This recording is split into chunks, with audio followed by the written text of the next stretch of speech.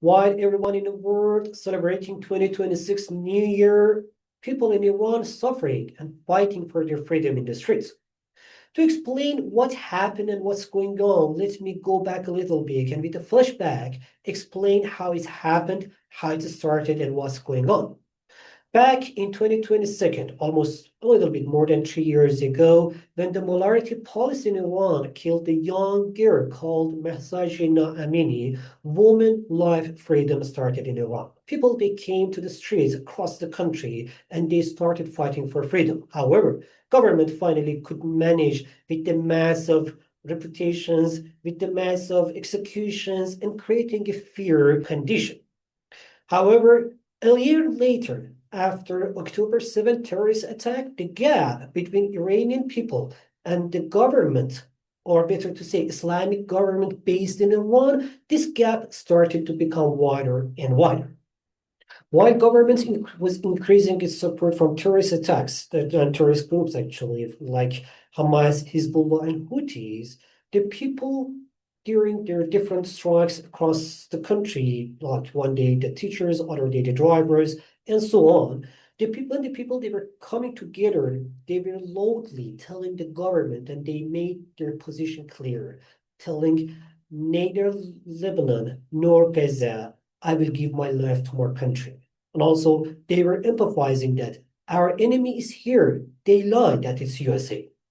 During all these years, economic conditions get worse and worse, but government, instead of supporting the economy and solve the people's problem, they were busy with their personal issues. When I'm talking about the personal interests, mostly two things coming first. Number one, they were sending, and they are still sending the government budget and the government's money, the people's money, to the terrorist groups across the world, especially Houthis, Hamas, and Hezbollah. And the rest they are using for their personal interests, such as they are sending it for their family who living abroad.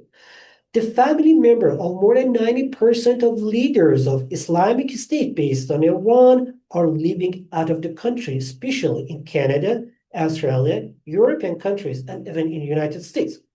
These conditions not just didn't solve the problems, but increased the issues, increased all the problems more and more every day. So while they were sending this money for the terrorist group and their family members across the country, across the world, they had no enough money to invest in the infrastructures and especially in the energy sector. So the country which owned the second largest energy inventories in the whole world, they have the energy crisis. So people's have been suffering of not having electricity during the summer and not having the gas during the winter. And that caused many industries to be closed. Many industries couldn't have enough energy sources to continue their business. So they're closed. And that's one also another reason that was actually is or still is another reason of increasing this crisis, or better say, economic and energy crisis across the country.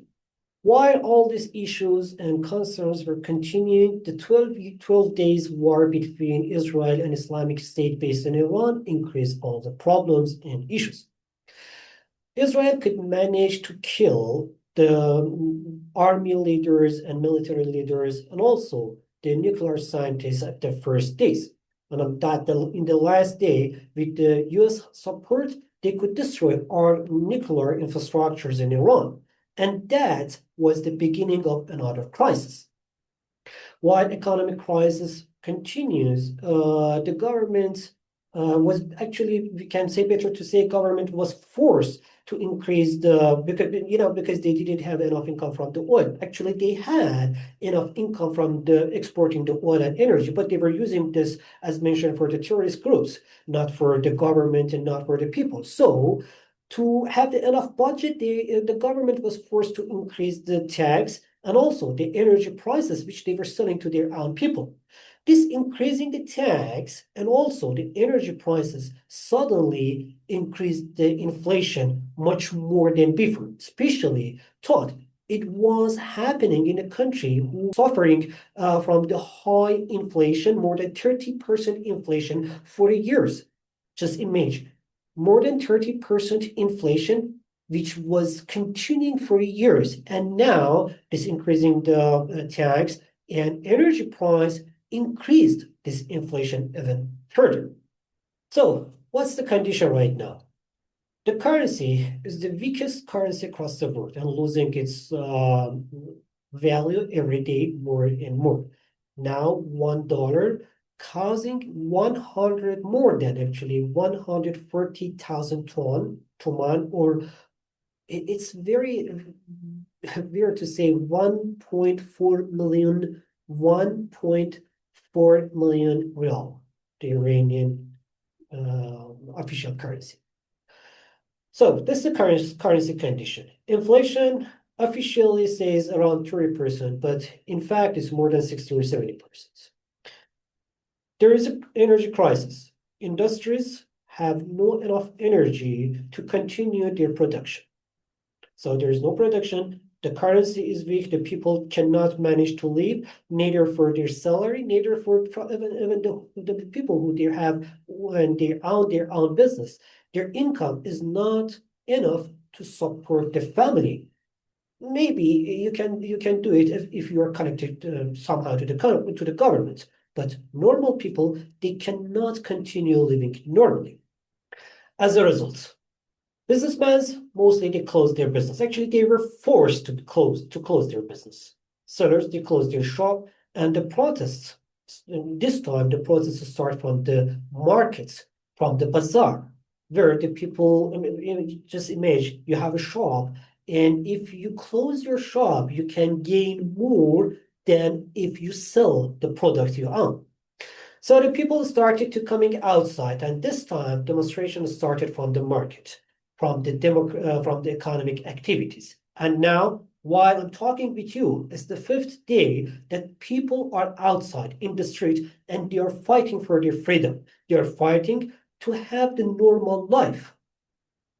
But what makes this time or this demonstration different with others that we had so far during these years? People in the last 47 years already learned clearly that no reform can solve their problems. That's why the people now they are seeking for the changing the regime. And now, not just only they know what they don't want, which is the Islamic regime based in the country, they already know what they want. People in the streets across the country clearly calling for Prince Reza Pahlavi to come back to the country and lead this movement to change to make a fundamental changes in the country. Now the question is, while Iranian in the street fighting for their freedom, while they are giving their life to get their freedom back, are you in the Middle East and whole world ready for free Iran?